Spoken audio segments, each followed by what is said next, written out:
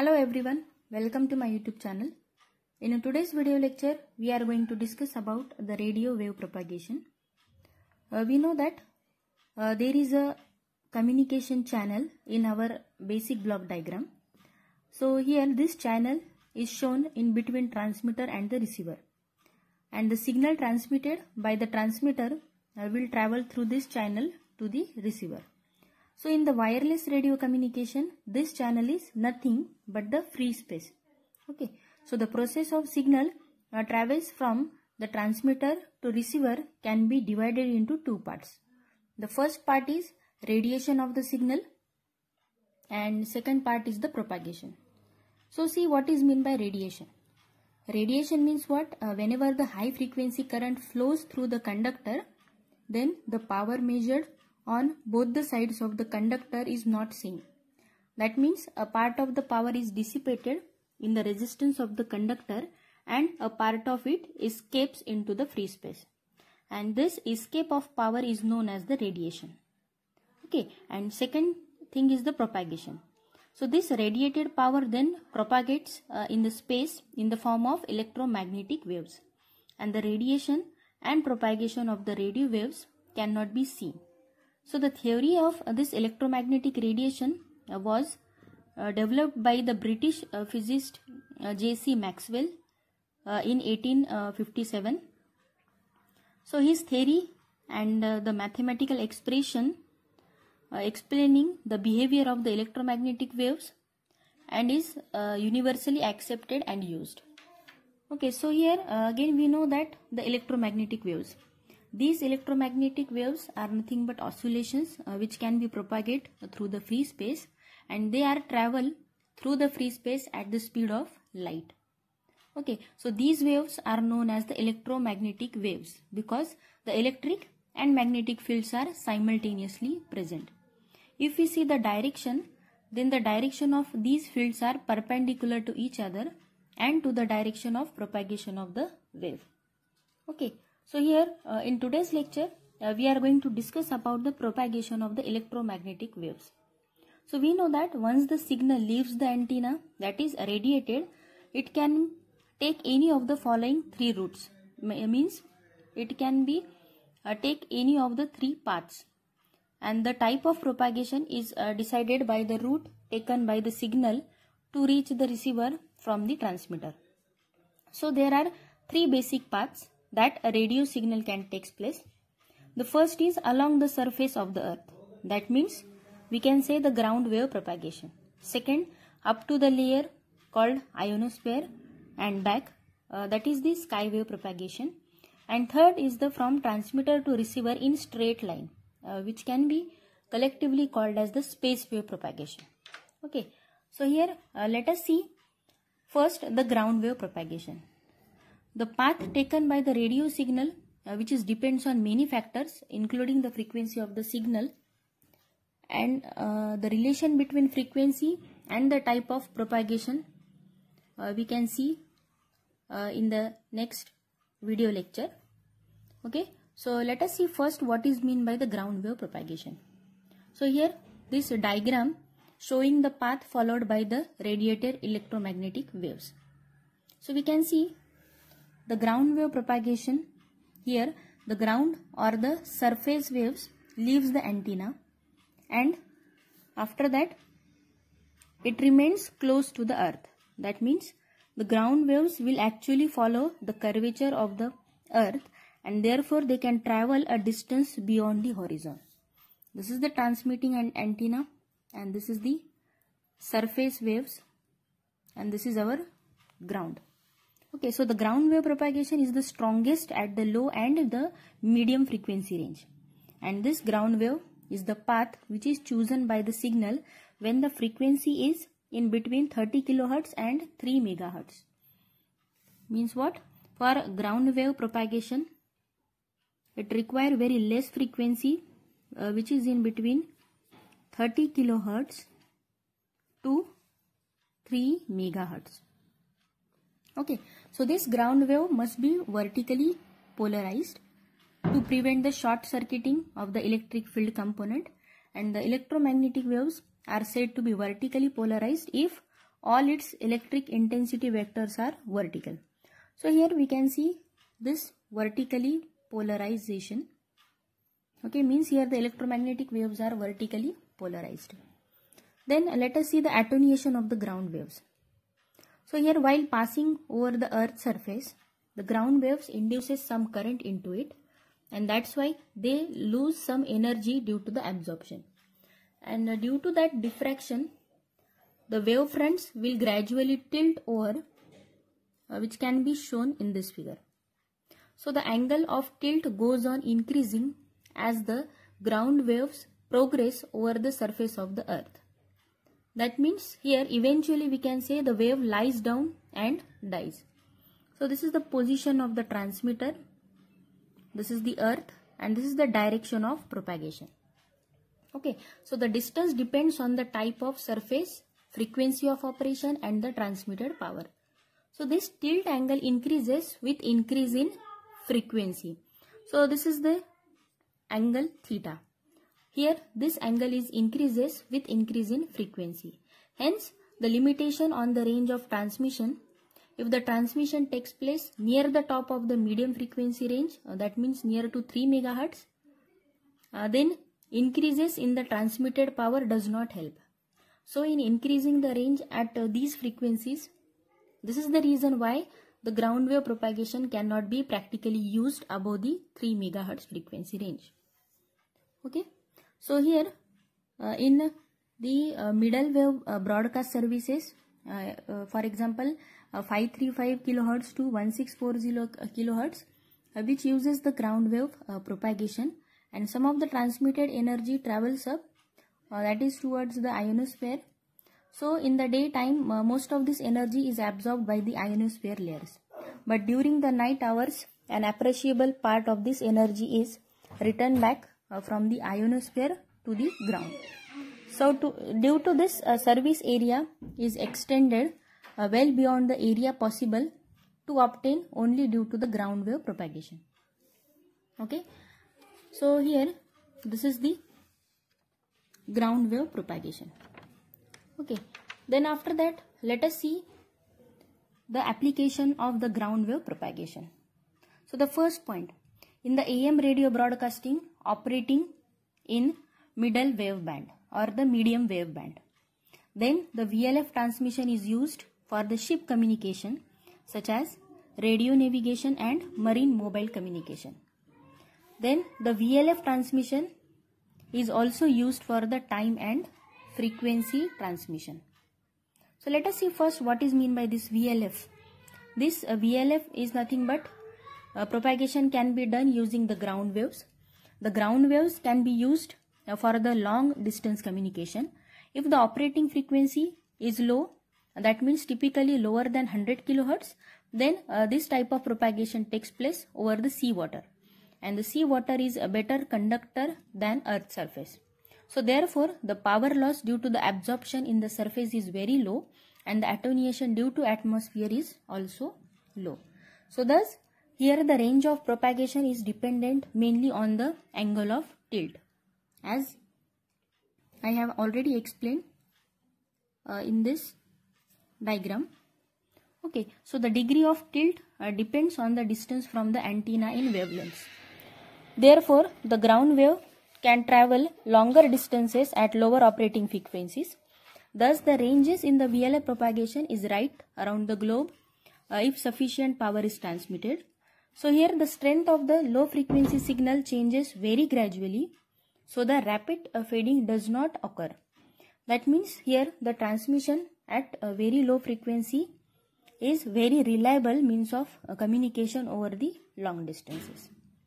Okay, so here this VLF propagation using ground waves can be takes place. Then after that we will see here the disadvantages of ground wave propagation. So the first disadvantage is that the limited range for the higher operating frequencies.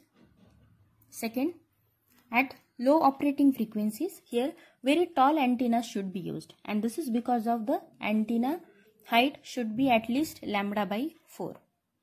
Okay, then the third point is high transmitting power is necessary to cover the adequate range. and the power in excess of the 1 megawatt is common thing. Okay, so here these are some disadvantages of the ground wave propagation. Okay, then after that let us see the second type of wave propagation is sky wave propagation, that is ionosphere. So here we can see in a sky wave propagation, the transmitted signal travels into the upper atmosphere where it is bent or reflected back to the earth.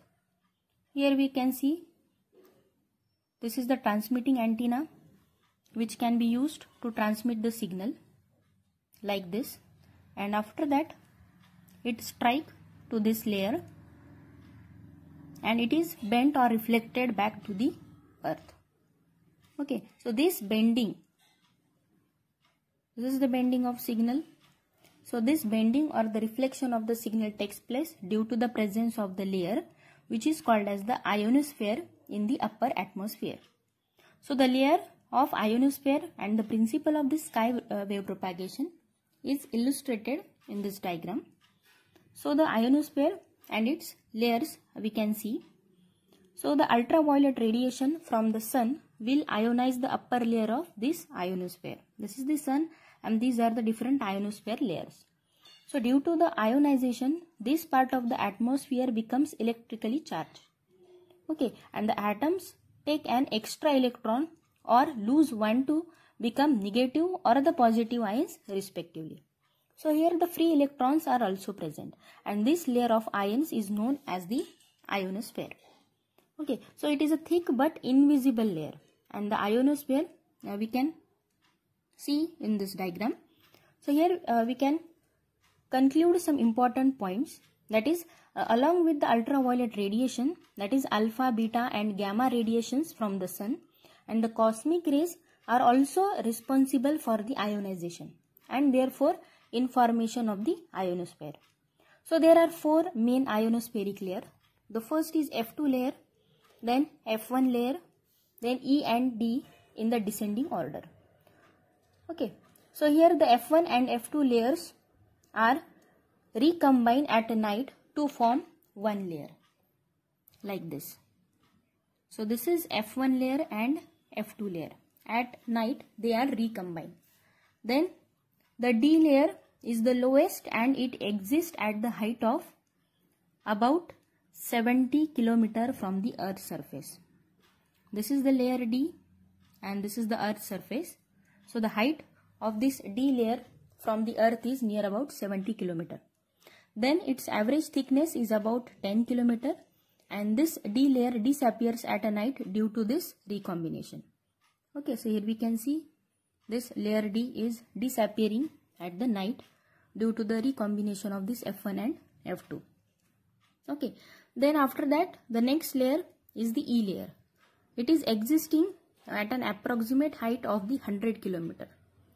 This is the Earth's surface and this E layer is present at a height of this 100 km. So it has a thickness of about 25 km and this E layer also almost disappears at the night due to the recombination of ions and molecules. So this happens due to the absence of radiation from the sun at the night time. We know that there is no sun at the night time, so that's why this layer can be disappear. Okay, then after that the sporadic E layer, that is E of S, is the thin but the high density layer which sometimes appear with this E layer. Okay, but when it appears it remains present during the night as well. Okay, then it is an abnormal ionospheric disturbances. The actual and virtual height of this layer are same. This is because it is very thin and high density layer, so actual reflection will take place from this layer. So the sporadic E layer prevents the long distance HF communication.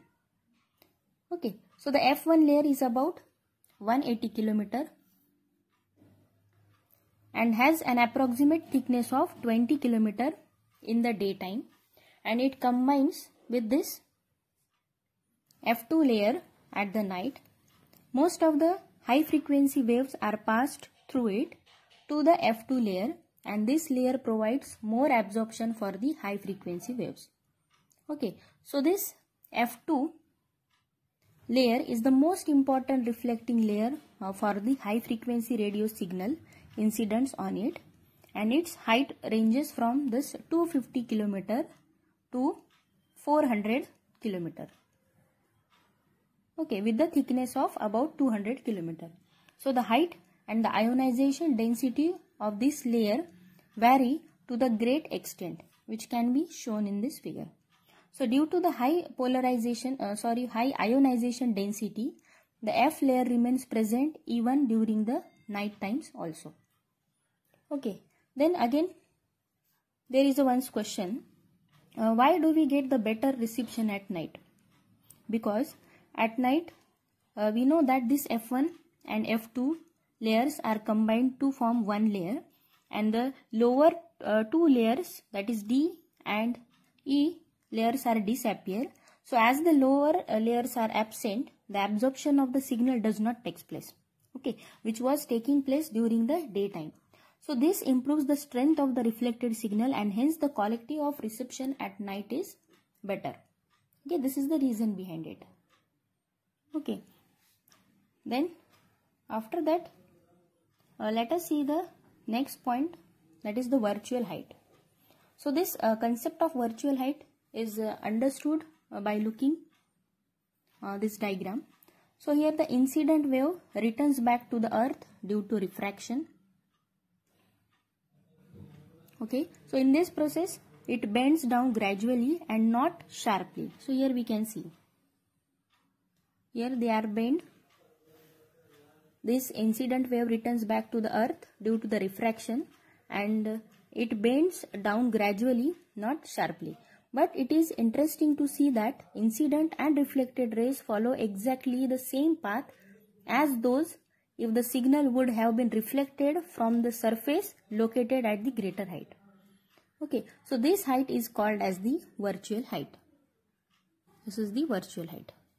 This is the actual path followed for the reflection to take place, but here this ray become bent and again gradually come towards this earth surface. Okay, so if the virtual height of a layer is known, then it is possible to find the angle of incidence required to return the wave to the ground at the selected point. Okay, then there is a critical frequency concept, that is FC. Okay, so here this critical frequency of a layer is defined as the maximum frequency that is returned back to the earth by that layer when the wave is incident at an angle of 90 degree normal to it. So the critical frequency for the F2 layer is between 5 to 12 megahertz. This is the critical frequency value for the F2 layer. Okay, then there is another frequency concept, that is maximum usable frequency, that is MUF. So this maximum usable frequency MUF is defined for the certain value of the angle of the incident theta rather than the defining it at the normal as in case of the critical frequency. So this definition tells us that if the angle theta is increased, then it is possible to operate at higher frequency than the critical frequency, that is FC. So this MUF, that is a maximum usable frequency, can be given by MUF is equal to this critical frequency divided by cos theta. Okay, so this equation is also known as the secant law. So however, here the MUF is not defined in terms of the angle theta in practice. Rather, it is defined as MUF, that is maximum usable frequency, is the highest frequency that can be used for the skywave communication between two given points on the earth. So normally the values of MUF are in the range of 8 to 35 megahertz. Remember this point, this is very important. So here the highest operating frequency between 2 points is naturally selected, which is to be less than the MUF, but it is not very much less. Okay. So this is all about our today's session. I hope you will like and enjoy. We will stop here with motivational quote. Today's motivational quote for you is, the best project you will ever work on is you. Thank you for watching my videos. Please like, share and subscribe to my channel. Thank you so much.